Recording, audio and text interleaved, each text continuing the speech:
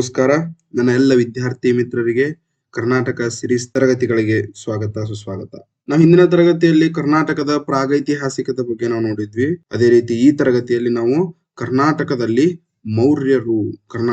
ಮೌರ್ಯರು ಆಡಳಿತ ನಡೆಸಿದ್ರು, ಮೌರ್ಯರು ಬಂದಿದ್ರು, ಮೌರ್ಯರ ಕುರುಹುಗಳು ಕರ್ನಾಟಕದಲ್ಲಿ ಇರುವುದನ್ನು ನಾವು ಈ ತರಗತಿಯಲ್ಲಿ ನಾವು ನೋಡೋಣ.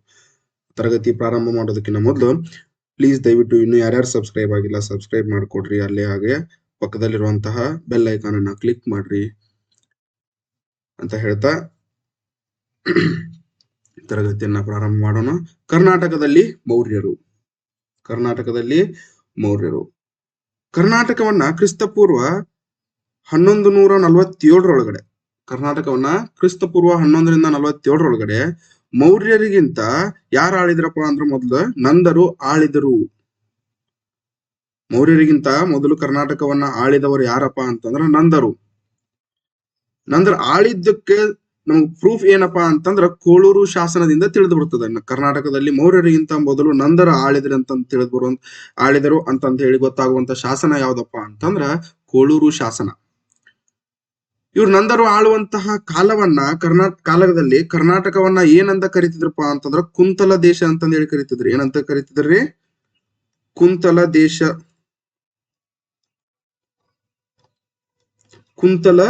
ದೇಶ ಅಂತಂದ ಹೇಳಿ ಕರಿತಿದ್ರು.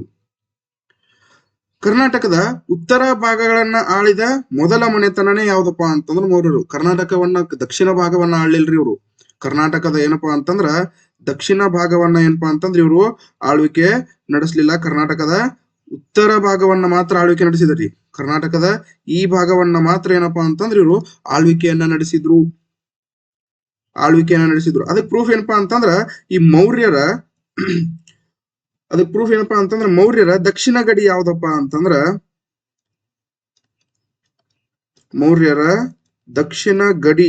ದಕ್ಷಿಣ ಗಡಿ ಯಾವ್ದಪ್ಪ ಅಂತಂದ್ರ ಯಾವ್ದ್ರಿ?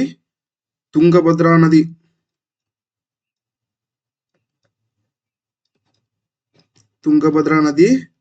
ಆರ್ ಸುವರ್ಣಗಿರಿ.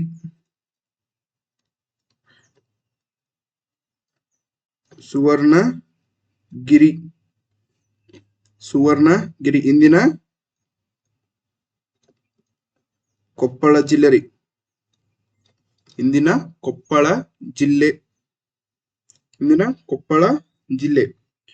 ಹಾಗೆ ಮೌರ್ಯರು ಕರ್ನಾಟಕದೊಂದಿಗೆ ಏನಪ್ಪಾ ಅಂತಂದ್ರೆ ಸಂಬಂಧವನ್ನ ಹೊಂದಿದ್ರಿ. ಮೌರ್ಯರ ರಾಜರುಗಳು ಏನಾಗಿದ್ರು? ಕರ್ನಾಟಕದೊಂದಿಗೆ ಸಂಬಂಧವನ್ನ ಹೊಂದಿದ್ರು. ಉದಾಹರಣೆ ನೋಡ್ಬೇಕು ಅಂತಂದ್ರ ಚಂದ್ರಗುಪ್ತ ಮೌರ್ಯ ಅಂತ ಒಬ್ಬ ರಾಜ ಬರ್ತಾನ್ರಿ. ಯಾರ್ರಿ? ಚಂದ್ರಗುಪ್ತ ಮೌರ್ಯ ಈತ ಏನ್ ಮಾಡ್ತಾನಪ್ಪ ಅಂತಂದ್ರ ತನ್ನ ಕಾಲದಲ್ಲಿ ಅಂದ್ರೆ ಇವನ ರಾಜಧಾನಿ ಯಾವ್ದಪ್ಪ ಅಂತಂದ್ರ ಮಗಧ.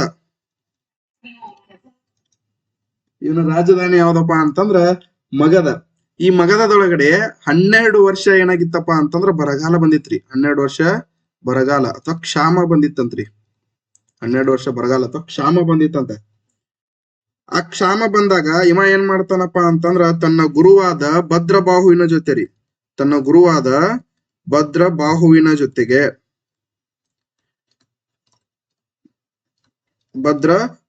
ಜೊತೆಗೆ ಏನ್ ಮಾಡ್ತಾನಪ್ಪ ಅಂತಂದ್ರ ಹಾಸನ ಜಿಲ್ಲೆಯ ಶ್ರವಣಬೆಳಗೊಳಕ್ಕ ಬರ್ತಾನ್ರಿ.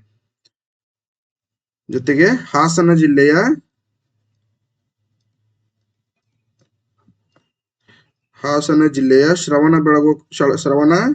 ಬೆಳಗೊಳಕ್ ಬರ್ತಾನ್ರಿ.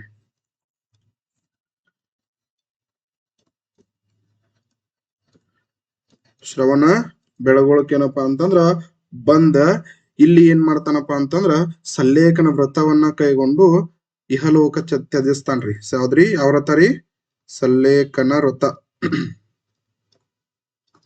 ಸಲ್ಲೇಖನ ವ್ರತವನ್ನ ಕೈಗೊಂಡು ಏನಪ್ಪಾ ಅಂದ್ರ ಇಹಲೋಕವನ್ನ ತ್ಯಜಿಸ್ತಾನೆ.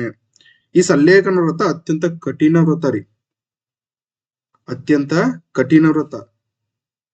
ಈ ವ್ರತವನ್ನ ಪಾಲನೆ ಮಾಡೋದ್ ಹೆಂಗಪ್ಪ ಅಂತಂದ್ರ ಸಾಯೋವರೆಗೂ ಊಟ ತಿಂಡಿ ಏನು ತಿನ್ನುವಂಗಿಲ್ರಿ. ಊಟ ತಿಂಡಿ ನೀರು ಏನೂ ಇಲ್ಲ, ಬರೀ ಗಾಳಿ ಮೇಲೆ ಜೀವಂತ ಇರ್ಬೇಕ್ರಿ. ಸೊ ಇಂತ ಒಂದು ಕಠಿಣವಾದಂತ ಸಲ್ಲೇಖನ ವ್ರತವನ್ನ ಕೈಗೊಂಡು ಈತ ಏನ್ ಮಾಡ್ತಾನಪ್ಪ ಅಂದ್ರೆ ಇಹಲೋಕ ತ್ಯಜಿಸ್ತಾನ್ರಿ. ಎಲ್ಲರಿ? ಕರ್ನಾಟಕದೊಳಗಡೆ. ಹಿಂಗಂತಂದ್ ಹೇಳಿ ನಮಗ್ ಪ್ರೂಫ್ ಎಲ್ಲಿ ಸಿಗ್ತದಪ್ಪ ಅಂತಂದ್ರ ಎಲ್ಲಿ ಸಿಗ್ತದ್ರಿ?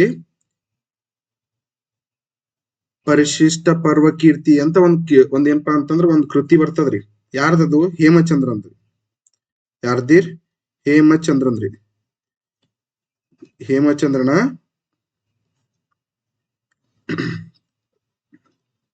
ಪರಿಶಿಷ್ಟ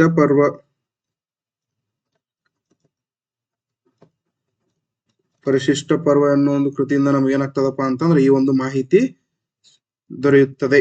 ಈ ಒಂದು ಮಾಹಿತಿ ನಮ್ಗೆ ಏನಾಗ್ತದ? ಸಿಗ್ತದ. ಅದೇ ರೀತಿ ಅಶೋಕನ ಶಿಲಾಶಾಸನಗಳು, ಕರ್ನಾಟಕದಲ್ಲಿರುವಂತಹ ಅಶೋಕನ ಶಿಲಾಶಾಸನಗಳು.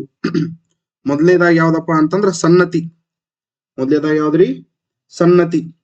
ಎಲ್ಲದರಿ ಇದು? ಇಂದಿನ ಕಲಬುರ್ಗಿ ಜಿಲ್ಲೆ ರೀ. ಇಂದಿನ ಕಲಬುರ್ಗಿ ಜಿಲ್ಲೆಯಲ್ಲಿ ಕಂಡು ಬರ್ತದ್ರಿ ಸನ್ನತಿ ಶಾಸನ.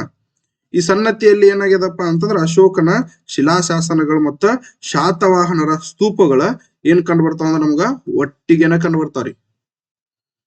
ಅಶೋಕನ ಶಾಸನಗಳು ಮತ್ತು ಶಾತವಾಹನರ ಸ್ತೂಪಗಳು ಒಟ್ಟಿಗೆ ಕಂಡು ಬರ್ತಾವ. ಹಾಗೆ ಏನಪ್ಪಾ ಅಂದ್ರ ಈ ಸನ್ನತಿ ಅನ್ನೋ ಒಂದು ಊರ್ ಐತ್ರಿ. ಆ ಸನ್ನತಿಯ ಊರಿನಿಂದ ಅಂದ್ರೆ 2 ಕಿಲೋಮೀಟರ್ ದೂರದಲ್ಲಿ ಏನಪ್ಪಾ ಅಂದ್ರ ಒಂದ್ ಹಳ್ಳಿ ಬರ್ತದೆ. ಯಾವ್ದಪ್ಪ ಅಂದ್ರ ಕನಗನಹಳ್ಳಿ ಅಂತ ಬರ್ತೈತಿ. ಕನಗನಹಳ್ಳಿ ಅಂತ ಬರ್ತೈತಿ. ಈ ಕನಗನಹಳ್ಳಿ ಒಳಗಡೆ ಅಶೋಕನ ಉಬ್ಬು ಶಿಲ್ಪ ಕಂಡು ಬರ್ತದ್ರಿ. ಅಶೋಕನ ಯಾವ್ದು ಕಂಡು ಬರ್ತದ್ರ? ಉಬ್ಬು ಶಿಲ್ಪ ಕಂಡು ಬರ್ತದ. ಈ ಉಬ್ಬು ಶಿಲ್ಪದೊಳಗಡೆ ಅಶೋಕನನ್ನ ರ್ಯಾನೋ ಅಶೋಕ ಅಂತಂದ್ ಹೇಳಿ ಅಂದಾರಂತ್ರಿ. ರ್ಯಾನೋ ಅಲ್ಲ, ರಾಣ್ಯೋ ಅಶೋಕ. ರಾಣ್ಯೋ ಅಶೋಕ ಅಂತಂದ್ ಹೇಳಿ ಕರೆದಾರಂತ್ರಿ. ಎಲ್ಲಿ? ಸನ್ನತಿಯಿಂದ 2 ಕಿಲೋಮೀಟರ್ ದೂರದಲ್ಲಿರುವಂತಹ ಕನಗನಹಳ್ಳಿಯಲ್ಲಿ ಕಂಡು ಬರುವಂತಹ ಉಬ್ಬು ಶಿಲ್ಪದಲ್ಲಿ ರ್ಯಾನೋ ಅಶೋಕ ಅಂತಂದ್ ಹೇಳಿ ಕರೆದಾರಂತ. ನೆಕ್ಸ್ಟ್ ಒನ್ ಯಾವ್ದಪ್ಪ ಅಂತಂದ್ರ ಮಸ್ಕಿ. ನೆಕ್ಸ್ಟ್ ಒನ್ ಯಾವ್ದ್ರಿ? ಮಸ್ಕಿ. ಎಲ್ಲಿ ಕಂಡು ಬರ್ತದ್ರಿ? ಮಸ್ಕಿ ಎಲ್ಲಿ ಕಂಡು ಬರ್ತದ? ರಾಯಚೂರಿನಲ್ಲಿ ಕಂಡು ಬರ್ತದ ಮಸ್ಕಿ. ಈ ಮಸ್ಕಿ ಶಾಸನವನ್ನ 1915ರಲ್ಲಿ ಚಾರ್ಲ್ಸ್ ಬೆಡನ್ ಎಂಬ ವ್ಯಕ್ತಿ ಏನ್ ಮಾಡ್ತಾರಪ್ಪ ಅಂದ್ರ ಸಂಶೋಧಿಸ್ತಾರ್ರಿ. ಚಾರ್ಲ್ಸ್ ಬೆಡನ್ ಎಂಬ ವ್ಯಕ್ತಿ ಸಂಶೋಧನೆ ಮಾಡ್ತಾರ್ರಿ. ಈ ಮಸ್ಕಿ ಶಾಸನದ ವಿಶೇಷತೆ ಏನಂತಂದ್ರ ಅಶೋಕನನ್ನ ದೇವನಾಮ ಪ್ರಿಯದರ್ಶಿ ಅಂತಂದ್ ಹೇಳಿ ಕರೆಯಲಾಗಿದೆ. ನಾವು ಇತಿಹಾಸದಲ್ಲಿ ನಾವು ಓದಿರ್ತೀವಿ. ಅಶೋಕನ ಪೂರ್ತಿ ಹೆಸರು ದೇವನಾಮ ಪ್ರಿಯದರ್ಶಿ ಅಂತ ಹೇಳಿ ನಾವು ಓದಿರ್ತೀವಿ.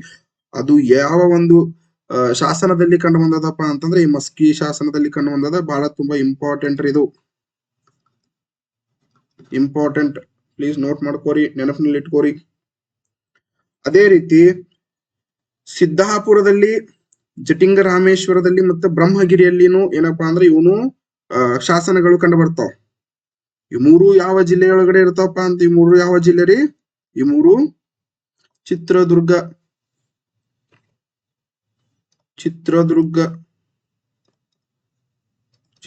ಜಿಲ್ಲೆ. ಪ್ರೆಸೆಂಟ್ ಇವು ಮೂರು ಎಲ್ಲದಾವ ಅಂದ್ರೆ ಚಿತ್ರದುರ್ಗ ಜಿಲ್ಲೆ ಒಳಗಡೆ ಇದಾವ.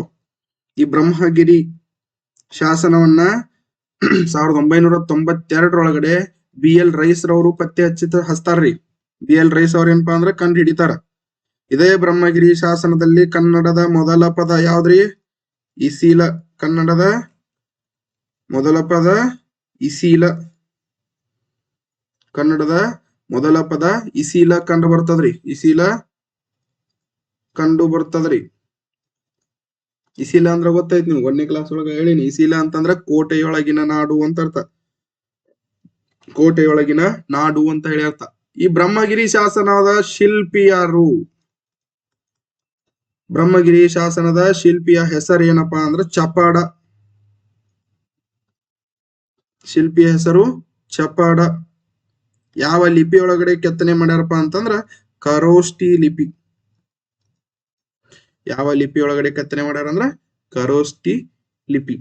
ಹಾಗೆ ಇವನು ಮತ್ತೆ ಅನೇಕ ಶಾಸನಗಳು ಪಾಲ್ಕಿಗುಂಡು, ಗವಿಮಠದಲ್ಲಿನೂ ಕಂಡು ಬರ್ತದ. ಈ ಪಾಲ್ಕಿಗುಂಡು ಮತ್ತು ಗವಿಮಠ ಇರುವುದು ಎಲ್ಲಪ್ಪ ಅಂದ್ರ ಪ್ರೆಸೆಂಟ್ ಕೊಪ್ಪಳ ಜಿಲ್ಲೆ ಇದಾವ. ಹಾಗೆ ಉದಯಗೋಳ ಮತ್ತ ನಿಟ್ಟೂರಲ್ಲೂ ಕೂಡ ಇವರ ಅಂದ್ರ ಈ ಅಶೋಕನ ಶಾಸನಗಳು ಕಂಡು ಬರ್ತಾವು. ಇವು ಪ್ರೆಸೆಂಟ್ ಎಲ್ಲಿದಾವಪ್ಪ ಅಂತಂದ್ರ ಈಗ ಬಳ್ಳಾರಿ ಜಿಲ್ಲೆಯಲ್ಲಿ ಇದಾವ. ಎಲ್ಲಿದಾವ್ರಿ? ಬಳ್ಳಾರಿ ಜಿಲ್ಲೆಯಲ್ಲಿ ಇರುವಂತದ್ದು.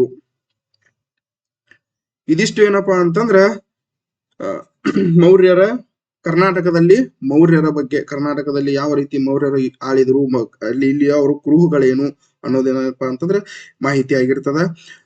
ಸೊ ಎಲ್ಲರಿಗೂ ಮಾಹಿತಿ ತರಗತಿ ಅರ್ಥ ಆಯ್ತು ಅಂತ ಅನ್ಕೊಂತೀನಿ. ಸೊ ಅರ್ಥ ಆಗಿದ್ರೆ ಪ್ಲೀಸ್ ದಯವಿಟ್ಟು ಸಬ್ಸ್ಕ್ರೈಬ್, ಯಾರ್ಯಾರು ಮಾಡ್ಕೊಂಡಿಲ್ಲ ಸಬ್ಸ್ಕ್ರೈಬ್ ಮಾಡ್ರಿ. ಅಲ್ಲೇ ಪಕ್ಕದಲ್ಲಿರುವಂತಹ ಬೆಲ್ ಐಕಾನ್ ಅನ್ನ ಕ್ಲಿಕ್ ಮಾಡ್ರಿ. ಅದ್ರ ಜೊತೆಗೆ ಲೈಕ್ ಮಾಡ್ರಿ. ಆದಷ್ಟು ಜಾಸ್ತಿ ಜನಕ್ಕ ತಲುಪಿಸೋ ಹಾಗೆ ಶೇರ್ ಅನ್ನ ಮಾಡ್ರಿ. Thank you so much.